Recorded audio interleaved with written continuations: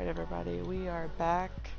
We're gonna be on a mission to find um Natali. That's her name. Their name, whatever. Anyways, let's get going. Alright Sasha, can you hear me? Yeah, I can. These things are pretty high quality for being so small. Sasha brought a hand to his ear and touched the tiny earbud that was snug in place. Don't touch it. We don't want to look suspicious or anything. Sasha recoiled quickly and put his hand down at his side. Standing in the shadow of Strexa Tower, Sasha looked up to take it in. It wasn't long ago before he had been here with Mishka. As he stared, the realization that there was no turning back sank in. Even if they were to find Mishka, what then? It was a thought Sasha had put to the furthest part of his mind. He'd cross that bridge when the time came. Hang on, Mishka. I'll find you. Still, being in the city brought back memories. It felt familiar, which was more than he could say about the past few days. Sasha stood still and soaked in the atmosphere. The smell of fresh bread wafted out of the bakery nearby. I don't like that word, waft. Ugh. Nearby, and he closed his eyes, inhaling deeply. The sound of people talking on phones, kids running and playing, even the emergency vehicles that roared past. Everything felt so alive. Sasha felt like he'd just woken up from a long dream and his weary body was finally feeling relief. But the feeling didn't last long. Alright, so remind me of what I should be looking for. Well, Natali would never live in an apartment, at least nothing above the second floor. She's a huge penny pincher, a total bloodhound for coupons. She wouldn't live somewhere this expensive. Oh, she has a bike with a pink, pretty kitty sticker on it. Indigo, I need more to go on from that. I know, I'm just feeling a little frazzled right now. Are you okay? Not really, but staying busy helps. Okay. Alright, well, if Natali wouldn't live around here, we better head to the bus stop. Not gonna pry, yesterday was hard. That's a good place to start. Sasha glanced around. Oh, let me start, hold up. Let me start my timer. I know how long I've been doing this. Okay.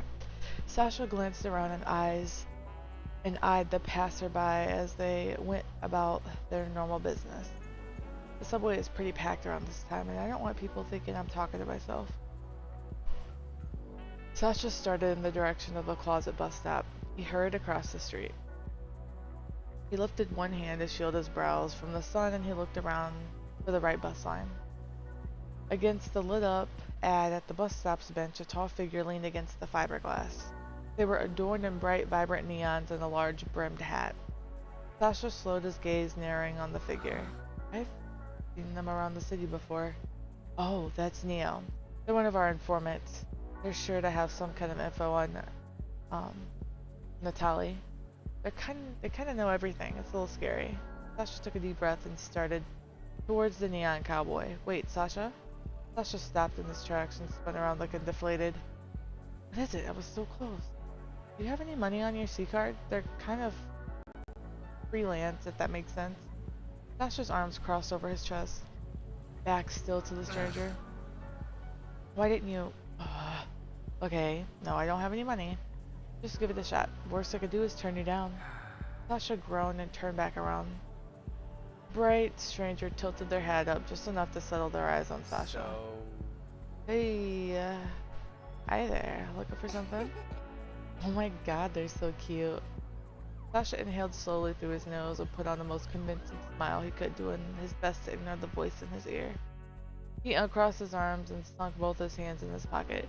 Maybe. I hear you might know a thing or two where I might be able to find somebody. This friend of yours got a name? Natali. Looking for her? Do you know where she is or not? Now that's a name I haven't heard in a hot minute. Yeah, I might have seen her somewhere in the city. Now, what do you have for me? They don't seem to be wanting to work pro bono on this one. What about IOU? Staring at Sasha with amusement and a skeptical grin, the stranger chuckled and tipped their hat. Everything comes at a price, and love, your reputation is at $0 right now. So what do you have that I want? Well, how do I know you have what I want? Bit cocky, aren't you? Okay, listen. I've never met you, but I know exactly who you are. Nothing happens in the city without me knowing. Okay, fine. What about, Dima? You know him, right? Careful, Sasha. In mild surprise, the violently dressed stranger leaned back and smirked, hands on their hips. The shadow from their hat kept their eyes shielded from the sun. Ooh boy, you drive a hard bargain with that name. He'll owe me. Will he? How do I know your IOU's legit? Sasha, you can't promise that. You said you know me, right? Because if so, you know I'm a nobody. Sasha fished into his pocket and pulled out a C card. He walked over to the ticket machine lining the wall and scanned the card. Immediately, all routes appeared on screen, including two that even Sasha hadn't seen before. No matter how many routes Sasha selected, there was no charge listed. Neo's hand raised and rubbed their jaw with a smile. How does a nobody get clearance like that? Seema updated my card himself. Is that proof enough for your IOU? Oh, now he's got some spice to him, does he? Alright, boy, you've got a deal. Sasha shook Neo's outstretched hand with a smirk. He's been spotted in the bar on the south side of the city, this real dive. There's a 24-hour laundromat across the street. That's a little vague, don't you think? So was the promise of your IOU. You could figure it out from there. I mean, you know, he's got a fair point. Thanks. Oh, and Sasha. The hair on the back of Sasha's neck stood on end. Make sure you deliver that IOU. You don't want to be on my bad side. Neo said with a smile as wide and harmless as the one before it. Neo tipped their hat to Sasha a final time and resumed leaning against the fiberglass behind them. Sasha stepped off away before speaking in a hushed tone. Indigo, you still there? Did you get all that? Yep, checking routes now. 12 should get me there. Looks like you'll be taking the 12. There's one leaving now if you can catch it. He boarded the bus just in time and quickly moved to take a seat near the back. He stared out the window, fingers running over his phone screen. The south side, huh? Oh, that's right. Hey, Indigo, I'm going to text a friend of mine to help. They know the south side. Be careful, I'll be here. He glanced down at his phone and unlocked the screen. Hey, heading to the south side, you busy? Nah, I'm free. You coming to see me? I'm out on business. Want to join? Could use your brain. There's something I want to talk about too, if that's cool. I got nothing better to do, to be honest. Where do you want to meet? Taking the 12 to meet to the transit center. Meet me there. The 12? You coming from the tower? Yeah, I'll catch you up when I get there. A sense of relief washed over him, knowing a friend would be waiting for him when he got off the bus. He wasn't in this alone. When the bus came to a stop and the squealing of the brakes ceased, the bus's doors opened. Sasha did his best to hurry off. He immediately looked around for Arisha's familiar face. Hey. Sasha, here. Sasha turned around and spotted them. God, it's good to see your face. Oh, they're cute too. Sasha, you're running into so many cuties today. Sasha chuckled and walked up to them. Arisha put their arm around Sasha's shoulder and raised a brow. What's going on with you lately? I haven't heard from you. I'll explain that in a bit, but first... Sasha offered a weak smile and returned the gesture, sliding his arm around their back as they headed down the street. I gotta find somebody. All the info I have is her name, that she lives on the south side, and she rides a black motorcycle. Think you can help? Tell them she's mega hot too. Sasha closed his eyes for a moment before turning back to Arisha. Damn, not a lot at all. Okay, so what's her name? Natali. Arisha stopped walking at that moment, their arms falling from Sasha's side. Serious? No joke? What? What is it? Natali, dude, she's my self-defense teacher. Rides a black bike and all. Wow, really? Such a good call. Your friend is amazing. Oh shit, really? Can you take me to her? Yeah, she's got her own studio. It's under a bar. A little sketchy, but you know how it is. I could literally kiss you right now. No, instead, how about you fill me in on why you haven't been answering my calls and texts, Sasha bit the inside of his mouth and sighed, knowing he'd have to sooner or later. Alright, I'll explain on the way. I'm so glad we don't have to read all that. Sasha. Mishka's missing, and you got jumped in an alley? Sasha, that's incredibly fucked up. You're in some real deep shit. Tell me about it. I'm trying to get it straight, though. The Tallies are our only real hope of finding Mishka. Arisha shook their head. I know you feel like you have to do all this, but you don't. And I mean this. Is so much for one person. That's why I called you. I can't do this alone. Sasha sighed and looked at the row of motorcycles parked outside the building. His eyes immediately spotted the pink Pretty Kitty sticker slapped onto the side of the bike. So... This is it, huh? She runs a gym under a bar? Yep, best self-defense class I've ever taken. She's probably inside. That's her bike. Okay, yeah, that makes sense now that I think about it. Sasha leaned his weight against the door until it eased open. The air inside was warm and smoky, neither of which Sasha was bothered by. He followed behind Arisha, glancing at the many patrons they passed. A rugged-looking man in a tattered coat crouched against the wall, a tourniquet wrapped tight around his bicep. The woman next to him was in the middle of wrapping a tourniquet around her own arm. Arm from beside her flicked at a filled syringe. Ari, is it okay for them to be shooting up right here? Sasha blinked in surprise, his voice barely a whisper.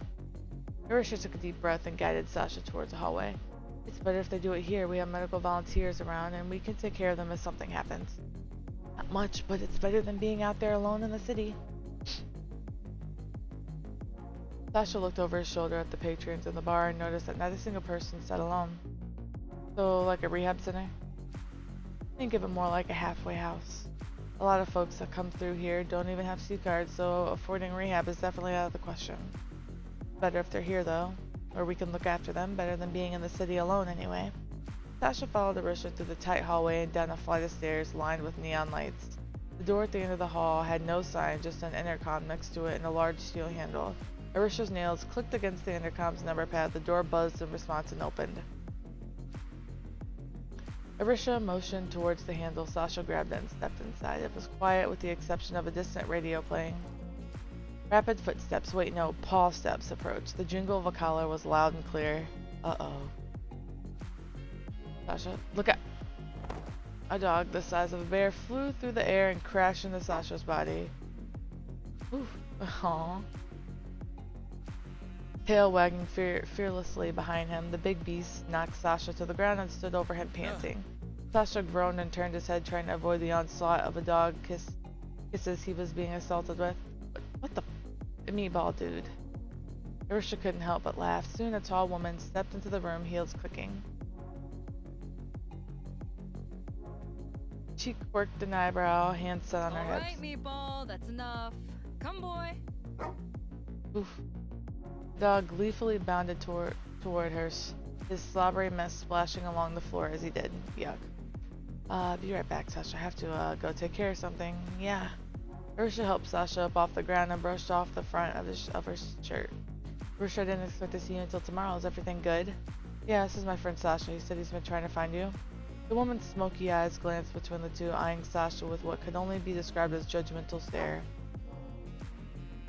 Was he? Sasha groaned again and rubbed at his arm. He wiped the dog drool onto his sweats. Natali crossed her arms over her chest. Alright, Sasha, was it? Why are you looking for me, huh? Dima. Natali uncrossed her arms and put her hand up. She shook her head dismissively. Nope, I don't want to hear it. Arisha looked between the two, stunned. Wait, Natali, I don't want to hear it. Go back home, both of you. I'm closing the place up for the night. Seriously? But no, you didn't even hear me out. Sasha's heart dropped into his stomach. This was their last chance, their last hope. Look, I've told Dima too many times to count. I'm not going back. This isn't about Dima. Sasha's stomach twisted. The prickle of heat at the back of his neck had his hair standing on end. If he didn't act now, he couldn't say something, anything then. It's Mishka. Natali paused. I don't know if you know him. Hell, I don't really know about the people Mishka knows, but he was kidnapped. Arisha gasped softly, their hands raised to cover their mouth. Sasha's heart was racing. And yeah, Dima sent me. He sent me to find you because he said you're the only person who could help us find him. So please hear me out, at least. Silence filled the space. Natali stared at the wall for a moment, still in the middle of putting on her jacket. With a sigh, she eased the fabric off her shoulder. I trained him, you know. Mishka, I meant. That kid, when I met him, was quiet and reserved. Yeah, he was like that when we met, but now I can't get him to shut up. Natali shook her head with a slight smile. He was a good kid. He did anything I told him to do, and he never complained. He was so focused all the time, like he had to prove something. Who took him? She shifted her gaze towards Sasha. Arisha stood by quietly, gripping their own forearm for comfort. Meatball patted over and bumped their hand with his nose. Ecto? At least that's what everyone seems to think. Oh, fucking course. Natali clicked her tongue, balling her hand into a fist. She brought her fist to her mouth and grimaced. I knew this shit would come to a head one day. Everyone seems to think you're the only one who can help. I can't let her say no, this is the only way I can help. Listen. It isn't so black and white, Sasha. This is complicated clusterfuck. I can't go back there. I can't be around all that. I'm not asking you to live there. I'm asking you to please help me save Mishka. Natali's face twisted into a frown, and then she turned, setting both hands on her hips. Fucking hell. God damn it. Ugh. She sharply kicked an empty crate nearby, cracking it. It tumbled onto the floor, splintered and broken. Meatball whined softly, his tail slowly wagging. Arisha stepped forward and reached out for Natali's arm. It's okay, let's all just calm down for a little bit. It's Roman, that motherfucker. Sasha tried to process what Natali was saying. Who the hell is Roman? Natali eyed Sasha, confused. Okay, hold on. Natali eyed Sasha's confused face and huffed in, a hand running through her hair. The most dangerous man you'll hopefully never meet. Sasha's body was tense. What do you know about Ecto and Struxa? Nothing. I literally know nothing. Mishka probably thought that was for the best. How the hell am I supposed to help when I don't know what's happening? Ooh. Natali pinched the bridge of her nose. Arisha. Yeah? The hanging garden and the garbage needs some more work. Think you can have at it for a bit? Arisha blinked and glanced towards the garage door, then back to Natali. Yeah, sure. The one from the fundraiser, right? That's the one. Arisha started for the door, only pausing to look at Sasha once more before they left the room. Meatball eased up from his spot on the couch and followed Arisha to the garage. You gonna come help me? Woof. Once they were gone, Natali looked at Sasha and motioned to the couch. Sit. Sasha blinked and reluctantly sat down. Okay. Taking a seat, Sasha watched Natali drag a stool over. Fundraiser? Yeah, Ari and I are trying to jumpstart some community projects with our nonprofit, but since we aren't big businesses, we need fundraisers. Sasha rubbed his thumb against his wrist. Alright, you want to know what's going on? Strap in. I used to work for Struxa, though it didn't look like it does now. It was smaller then. Dima and Roman were at the top. They ran the company and footed the bill. I never liked Roman, but Dima followed him around like a puppy. Dima wasn't cut from the same cloth, though. He at least talked to us in the halls and break rooms. Wait, so this Roman guy worked for Struxa? He used to, before the split. The jobs they wanted done were shitty ones, but the pay was great, and I thought I was helping Sabina. Sasha chewed at the inside of his lip as he thought back on what Pavel and Vadim said. Struxa offers us a kind of stability we didn't otherwise have on the outside. With how fast they were expanding, they needed bigger margins to fund everything, but the politicians weren't really on board. So they turned to a much more profitable market. Drugs. That's right. Bingo, you're catching on. I get it though, I had to start dealing just to afford my rent. Yeah, well, it was Roman's idea. Natali leaned her elbows on her thighs, fingers crossed against her lips. So of course Struxa grew tenfold. But it grew at the expense of its people. The city was hooked, and we now have a real addiction problem. Sounds like that was kind of inevitable. It was, and being around it all the time at Struxa was terrible for my own recovery. Sasha's eyes widened at the statement. If I didn't have her, I don't think I would have recovered. Her? Sasha watched Natali's expression soften as she stared at the ground. This dorky, peppy IT girl who just broke down my barriers like they didn't exist. She's the one who helped me stay on track despite being surrounded by all the drugs Struxa was engineering. Because of her, I had this idea. I wanted to build a recovery center for the city so that anyone could have support when they needed it. It was the least Struxa could do after creating and enabling so many addicts. Dima had started spending more time with us, so I slipped the idea to him and he was on board. He helped me work out the logistics of it since I couldn't do all the work alone. He promised he'd do whatever he could to make it happen, but she stopped speaking, her gaze darkening. But when Dima brought the idea up to Roman, he immediately shut it down. Not just that, he completely convinced Dima it was a bad idea. And Dima had the audacity to tell me that the recovery center would severely impact their business. All that talk about helping the city, and this was a real way to help the actual people of Sabina. Sasha's lips parted to speak, but couldn't find the words to say. I had to get out of there. Roman had Dima wrapped around his finger, and I wasn't going to get through to either of them. Sasha felt his heart begin to sink. I don't know what to do. It wasn't long after I left that the split happened. I heard it was bad from what Indigo said. I'd say fuck it, let them tear each other apart, but they put the city in the middle of it all and we get fucked. Sasha gripped his arm and stared at the ground. Natali eyed him for a moment as she sighed and put her hands on her knees with a soft slap. Anyway, I assumed you work at Structure when you mentioned Dima. But no offense, you're looking a little too busted to be an agent. No offense. I'm just stuck in the middle of it all, I guess. His gaze dropped to his bandaged wrist. Natali pursed her lips with a small smile before taking a deep breath. Give me some time to think about it. Sasha's head lifted, his eyes lightening up. I'll consider it for Mishka. That's it. Not for Dima, not for Struxa. You hear me? Sasha nodded fearlessly, his chest swelling with the possibility of this not being all for nothing. Yeah, of course. She tapped at her ear and motioned towards Sasha's. Indigo? In there? She was, but she hasn't been back since we walked in, I see. Natali stood from her stool. Wait, but what am I supposed to do in the meantime? I suggest you go back to Struxa, where it's relatively safe. If I decide to show up, I'll show up. Sasha wasn't sure if this was a win or not. Natali said she'd think on it, so that's gotta be a step in the right direction, right? Sasha rubbed the back of his neck and glanced towards the exit. I'm gonna go back to Struxa with Arisha. Arisha walked out from the office, a clipboard and checklist in hand. Meatball was right under their heels. They set the clipboard down on a nearby desk and leaned against it looking toward Natali and Sasha. Everything okay? Yep, we're all set and I'm closing up the shop, so you two need to scoot.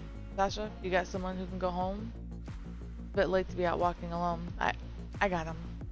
Good. Meatball patted over to Natali and bumped her hand with his head. She gave him a few good scritches with her nails before heading towards the back door. Be careful out there. Think smart and stay where it's lit. You know all that. With a quick goodbye, Sasha and Arisha headed out of the gym. The door closed behind them and clinked, automatically locking it instantly. Now that they were back on the street, Sasha found each step a little harder than the last. Hey Sasha, are you still there? Sorry about leaving. It's a complicated issue. Yeah, it's fine. I'm heading back now. I'll talk to you later. These things are making my ears itch. Okay, well, be safe. I'll see you when you get here. Sasha stopped on the sidewalk and pulled the small earbud out of his ear, pocketing them. He stared down at his shoes inside. Arisha stopped when they noticed Sasha and leaned towards him. Sasha? They gently took Sasha's hand and gave it a soft squeeze. I miss Mishka. Arisha's grip tightened on Sasha's, their thumbs stroking Sasha's knuckles affectionately. I know you do, I know. Sasha's face twisted into a frown, his chest tightened, and before he knew it, tears blurred his vision. Though he tried to hold it in, the clenching feeling of his throat was too great. Sasha bowed his head, squeezed his friend's hand tight. Tears dripped from his cheeks and hit the concrete below. Arisha leaned their head close, resting on Sasha's shoulder, their free hand gently rubbed up and down his arm. Let's go get you a burger, okay? Then we'll head back to your new place. I'll get a cab from there. Everything will be alright. Sasha shook his head, the weight of the world crashing down on his shoulders. Thanks, but Mishka, I'm not hungry. Let's just go.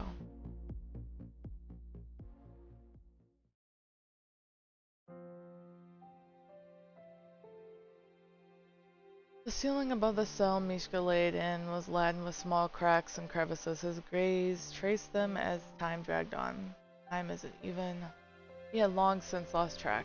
The pain in his face had subsided only a little, and the sting from the cut reminded him that he was, in fact, alive. Beneath him, the cold concrete was welcoming against the inflamed heat of his body.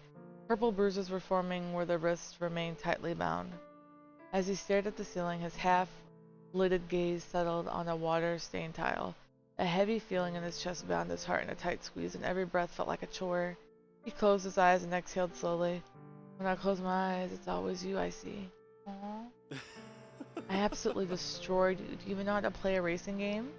Yeah, well, you just got lucky. Next time I'll win, and then I'll have you get me some candy from the store. Oh, that's how that works. Does the winner get corner store candy? So where's mine then? No. You gotta put up a bet for something first. You can't claim a prize now. Mishka shook his head and smiled. The two had spent all evening playing games, the sun setting over the city skyline as night approached. Then next time I'll ask for a kiss as my prize. What the heck? Just bid up a favor or a hot dog or something, you weirdo. Hey. No, really, Sasha, I want to tell you something.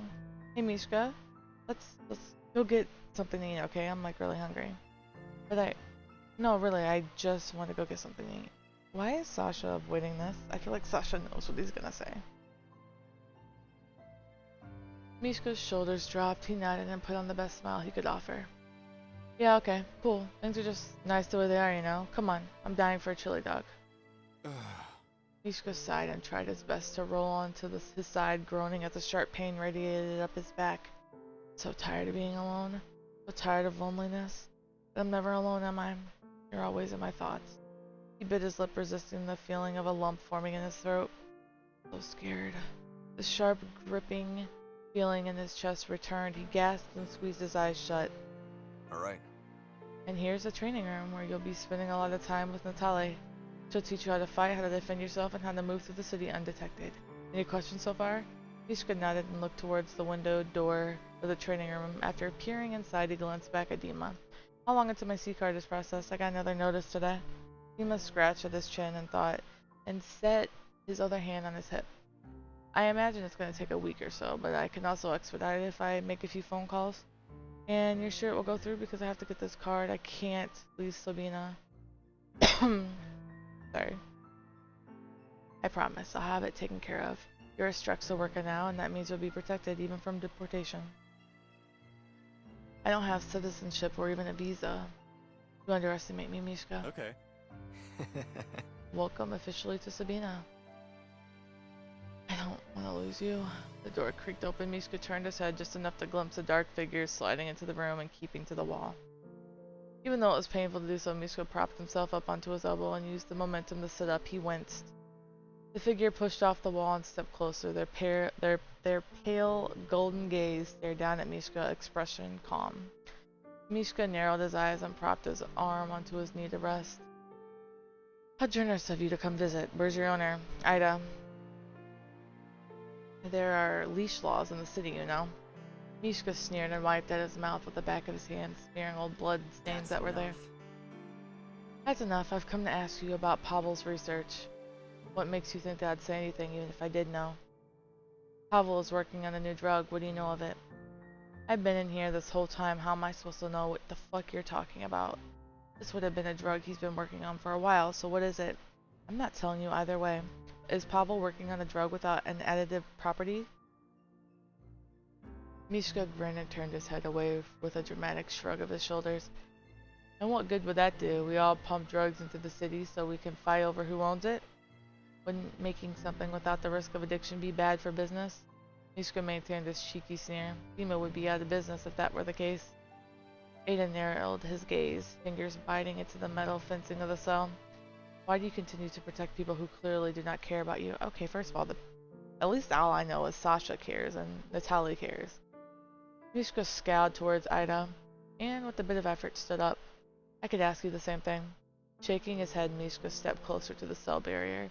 You are the strongest, most skilled assassin I've ever had the displeasure of meeting. So why? Why do you protect someone that's so... It's my job. He has you under his thumb. I love him. Mishka stared at the man in front of him, finding that the more he stared, the faster and harder his heart began to race. Anger swept over his entire body. Not love. You give your everything to him. And for what?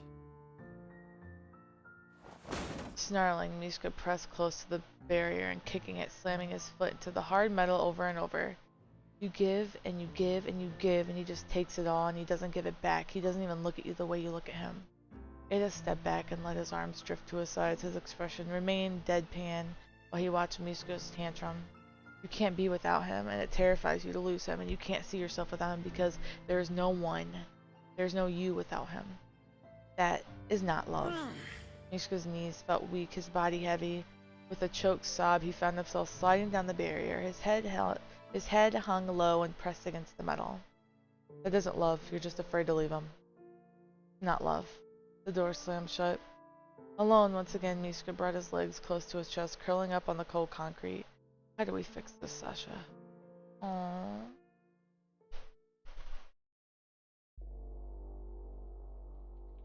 He's wrong. What does he know?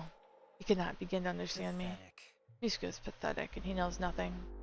Ada stepped into the dimly lit room, and he knew so intimately. There was not an ounce of unfamiliarity in this room. Everything was exactly as it has always been. The thought was a soothing one.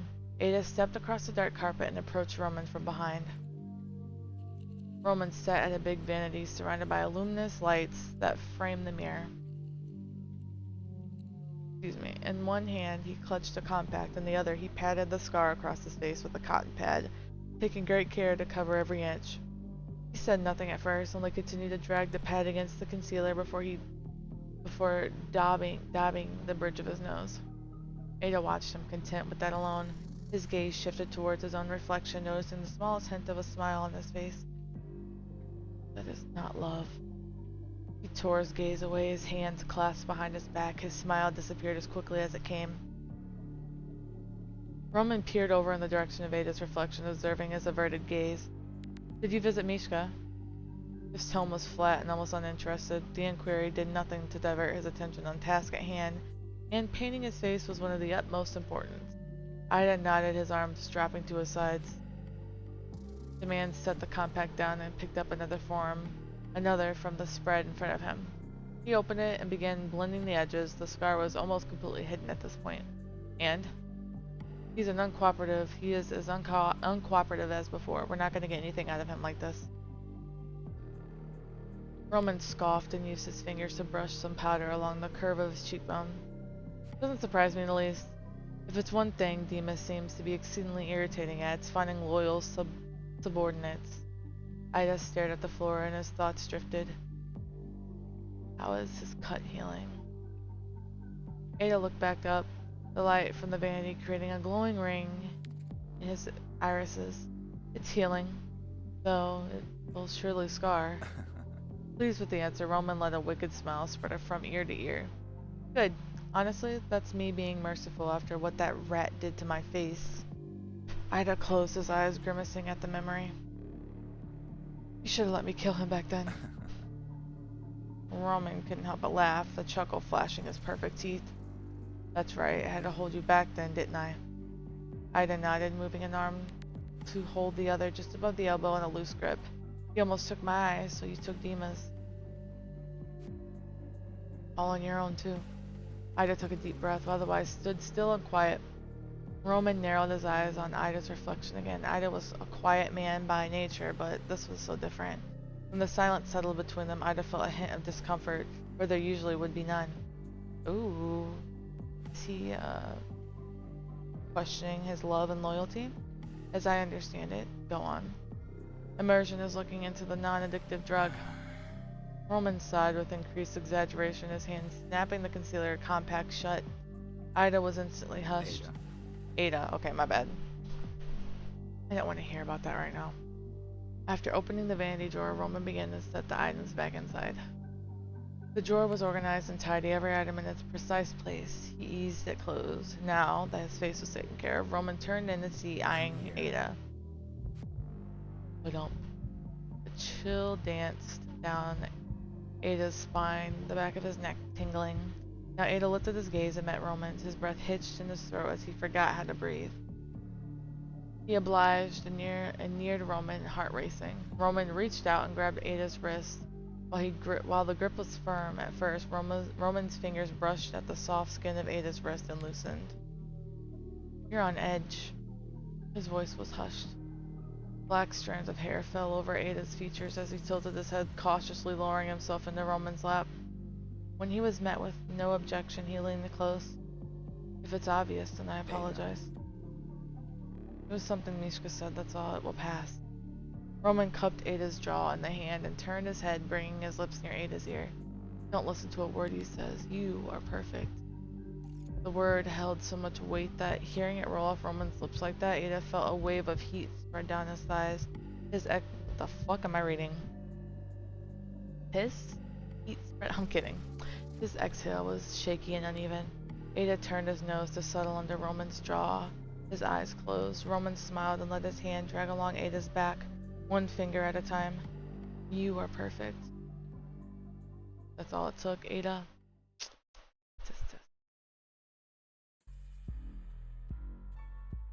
Bright and early, an all too familiar purple car pulled into a spot in front of the flower shop. The parking lot was otherwise completely empty, and a closed sign poised in the window was a clue as to why.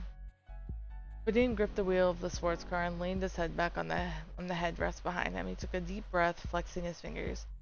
Pa's been working all night. Maybe some flowers will cheer him up. With a newfound determination, Vadim opened the door and stepped out the car. After locking the door with a satisfying beep, he headed towards the closed shop. This was Strex's shop after all. They would let him in. He pressed his hands to his temples and peered in through the window. After spotting Siren near the back, he gently knocked on the glass. Siren, a little startled, hurried on over and unlocked the door. The bell chimed as he shoved the door open and peered at Vadim. Oh, Vadim, I didn't expect to see you here so early. Is everything alright?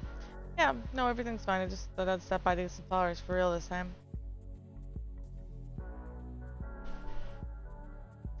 Siren paused and stared at the other man for a moment before grinning. He nodded his head and moved to let Vadim in.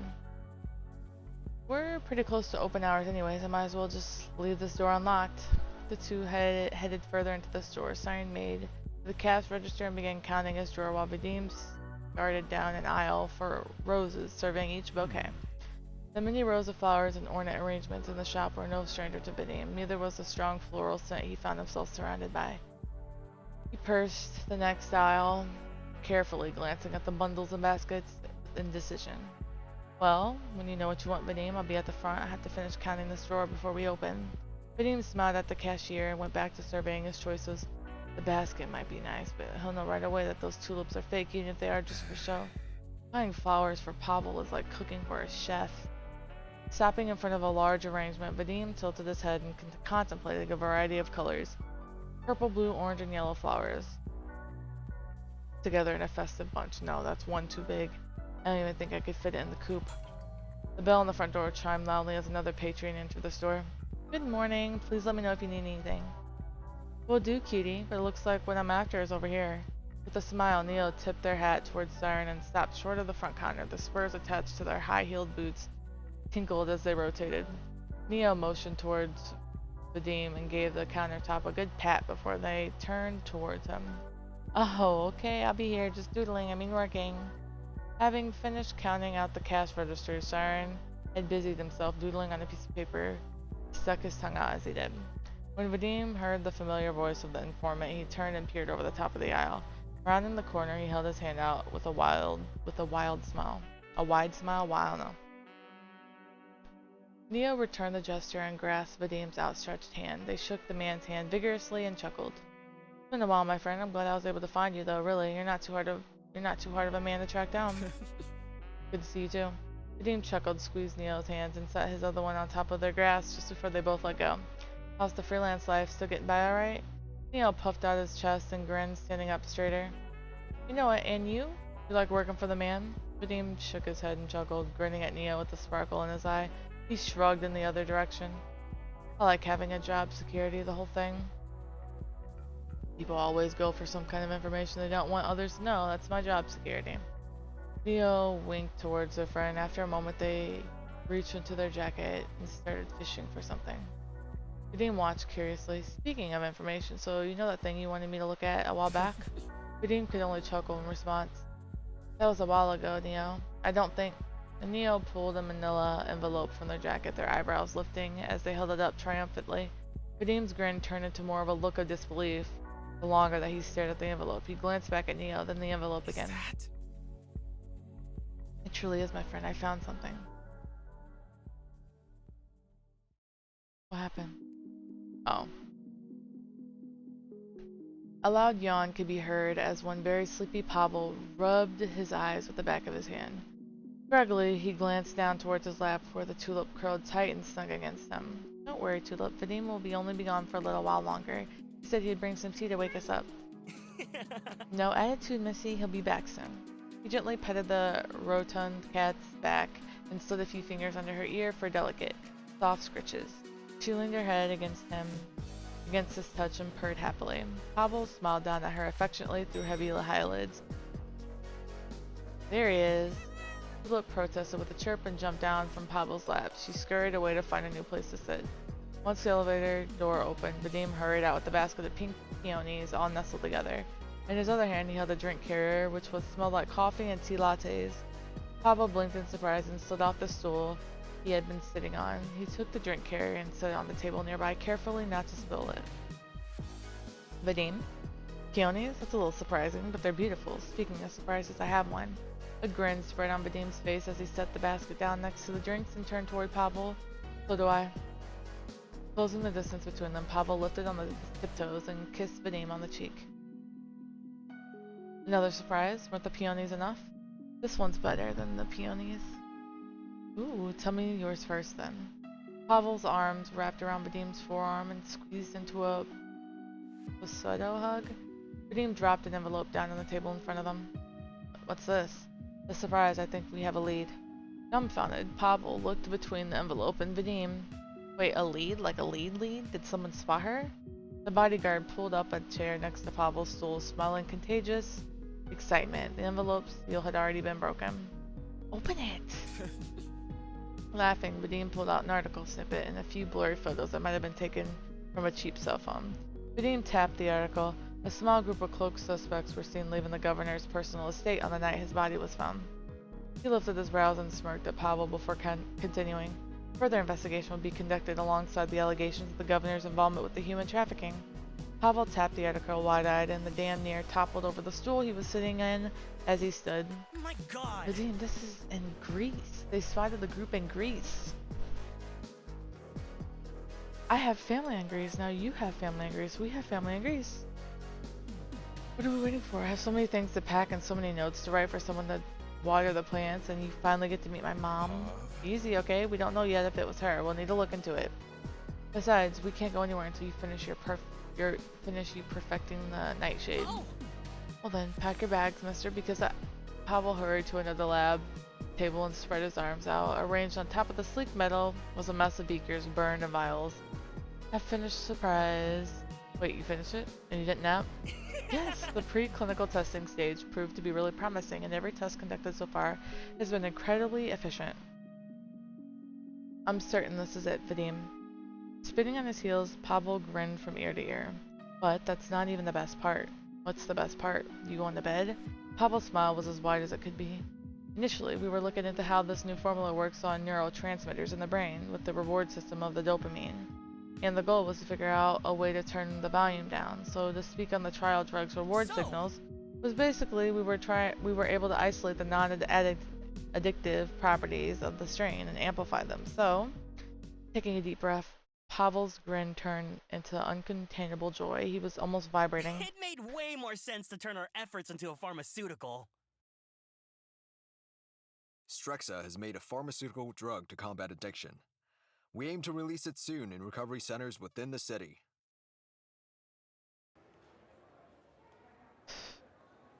Okay. This way, we can begin to take bigger steps towards helping the city of Sabina and its people. Dima's hands rested on either side of the wooden podium in front of him. The attachment microphone amplified his voice. For far too long, we idly sat by while people in our city have suffered. This new anti-addiction drug will be the first step in a long road healing for addicts across Sabina. Cameras flickered and shuddered at the end of every sentence, poised and ready at the moment's notice. Structure will completely fund the clinical trials and next stages of development for this breakthrough drug. Beyond that, we'll be partnering with the mayor to ensure the drug is both widely available at low cost. Right. I'll take any questions at this point in time.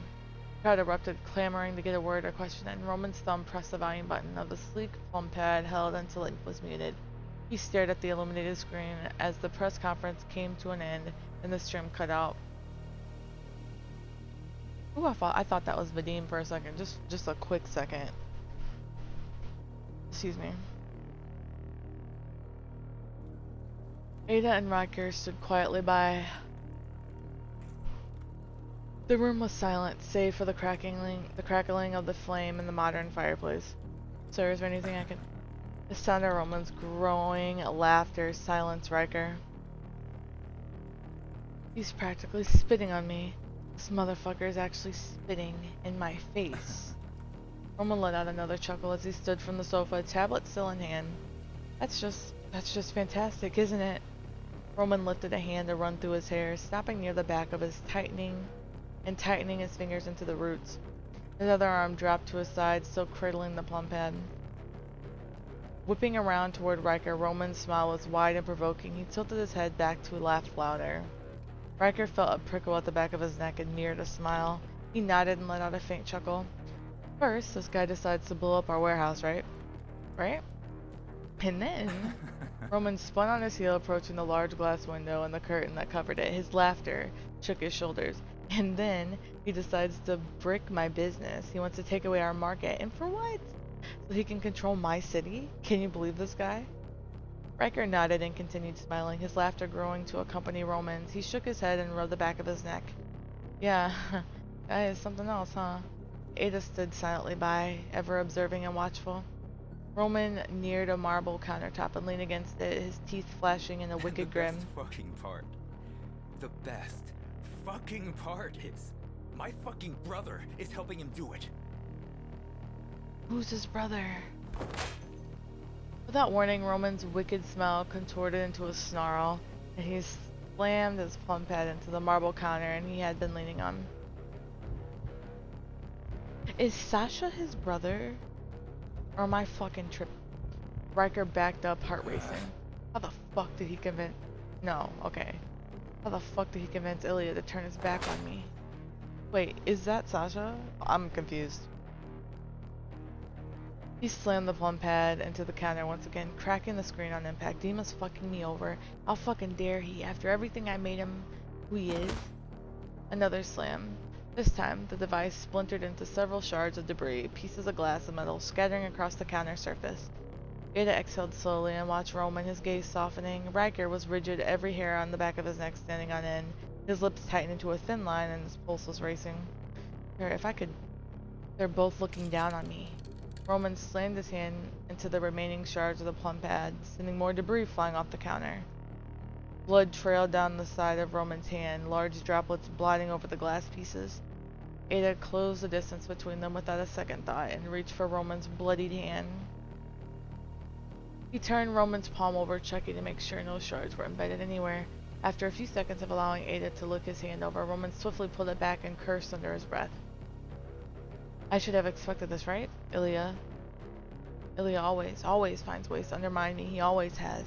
He's not better than me. He's not better than anybody. Mayor and I. Okay, who is Ilias?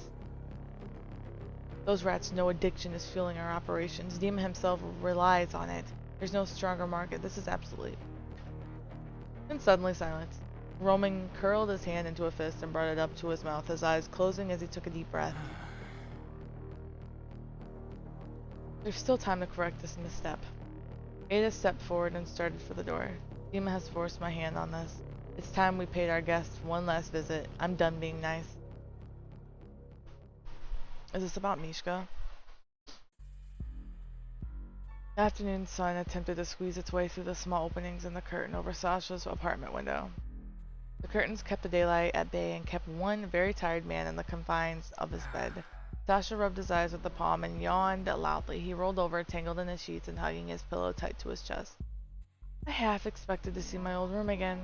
Sasha sighed against his pillow, but now Sasha eased himself up, his hair askew and sticking up in every which way. He squinted towards the window and shuffled out of bed. What time is it even? Sasha's stomach growled loudly as he made it over to the kitchen. As he opened the cabinet doors, he peeked into the fridge and it was clear it would be impossible to make anything edible. Oh, I don't want to go to the cafeteria. It's too far. He kept looking for something easy to make. Isn't there just something like... Ah! Standing on his tippy toes, Sasha finally grabbed a cup of instant noodles from the back of the cabinet. Now this was something he felt like eating. These were the small familiar things that he loves. Peeling back the seal, the hiss of the boiling water, the aroma of the steam wafting from the now warm cup. He held the instant noodle close and spun his fork deep in the cup, collecting a good bite. With a loud slurp, he swallowed the forkful without much chewing. God, I love instant ramen. Mishka says the chili flavor is the best. He knows he's wrong, but he won't admit spicy chicken is superior flavor. Sasha smiled down at the cup of noodles, feeling a soft, warm ballooning in his chest. He sighed in bliss and stuck his fork back in for another bite. I'll find you, just hold on. Hey Sasha, I didn't see you in the cafeteria this morning, so I thought I'd text you. We're all meeting up at the intel room. Natali's here. We did it. Really? Okay, I'll be up soon. Gonna finish up this cup of ramen. It's hardly a meal, but really on brand for you. See you soon. She really came. Sasha's lips curled into a smile as he gripped his phone tighter. We're finally getting somewhere. Just the broth remained inside the foam cup. Sasha finished it off with a large swig and tossed it to the trash.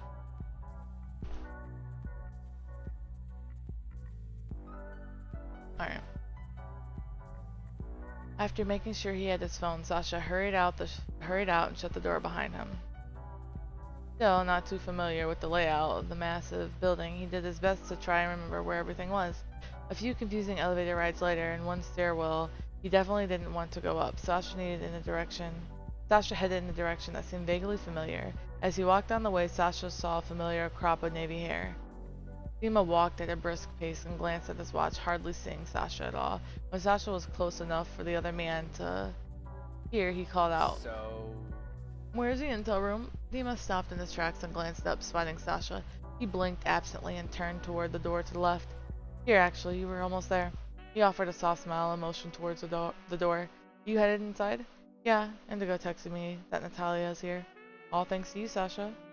Dina smiled, but it didn't last long. He rubbed at his own arm for a moment, glancing at the door. You gonna go in?" Sasha quirked his brow and reached for the handle of the door. Yeah, I just thought I'd give them some space for a bit. Just go inside." With a sigh, Dima nodded. Once the door was open, Sasha headed inside. Dima followed close behind, and the two moved into the room. Hi. "Sasha, there you are. Hey, Dima." Indigo smiled towards the two of them. "Guess I was pretty persuasive." Yeah. Sasha! Ugh. Told you he would come. He's just a slow walker, but that's okay. We still love him for it.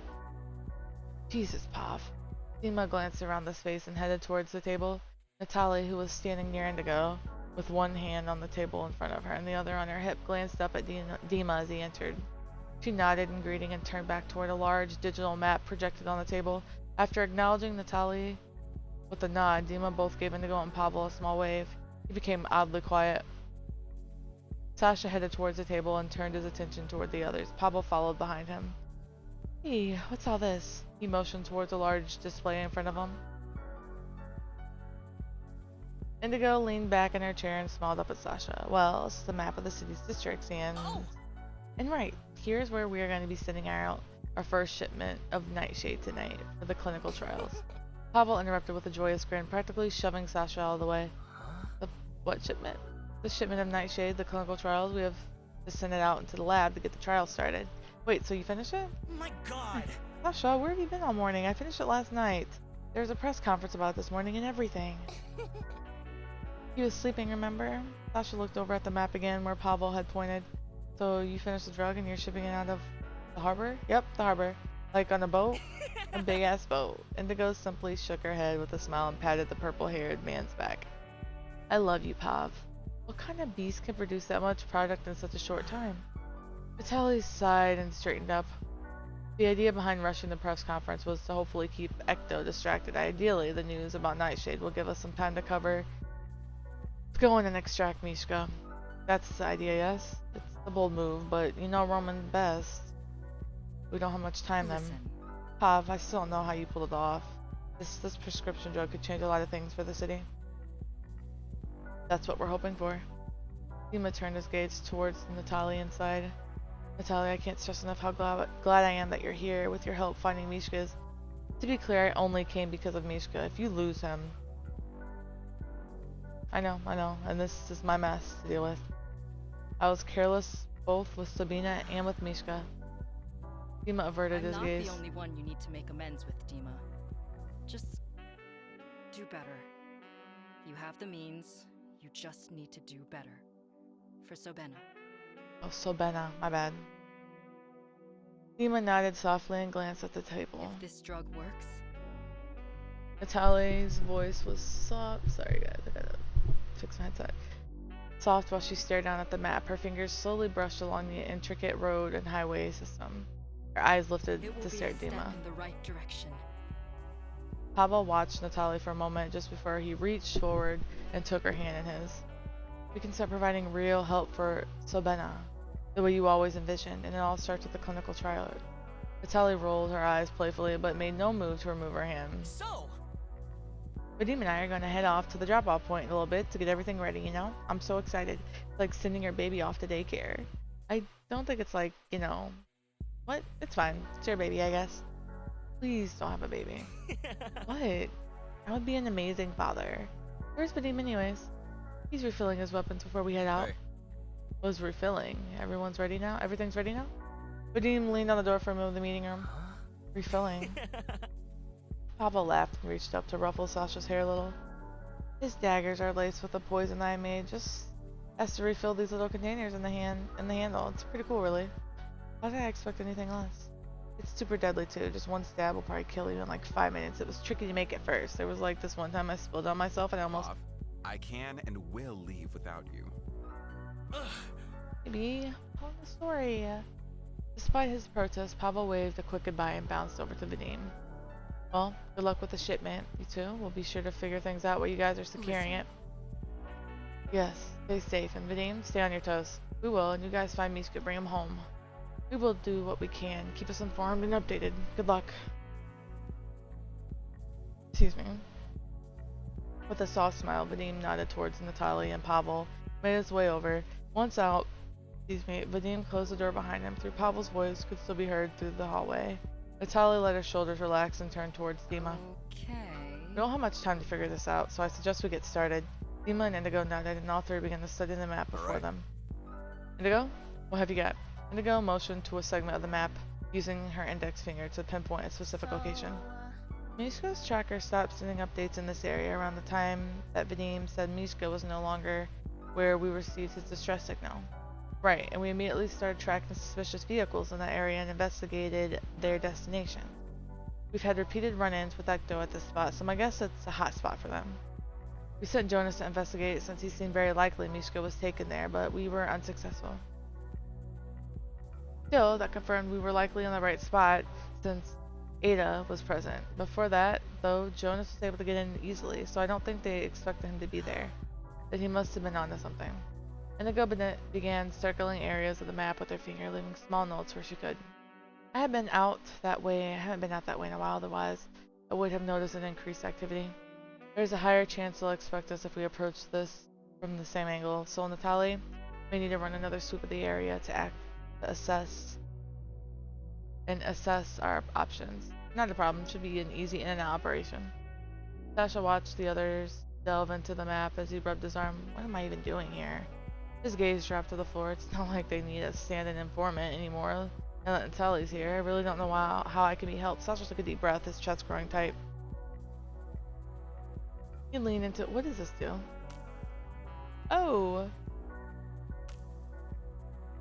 Sasha took a deep breath, his chest growing tight. He leaned into the map, though he couldn't get a good look of everyone so close together. Oh, this is stupid. Why did I think I could just save him? Like I'm some type of trained agent. Sasha's face flushed as he felt suddenly overcome by his thoughts. He backed away from the other three, his heart sinking to the floor. Making a little noise as possible, Sasha walked to the door and quietly stepped out. He could still hear the muffled sound of conversing from beyond the door. The sound of the door gently opening and closing stole Dima's attention. Away for a moment, he glanced in the direction he frowned. Where's Sasha going?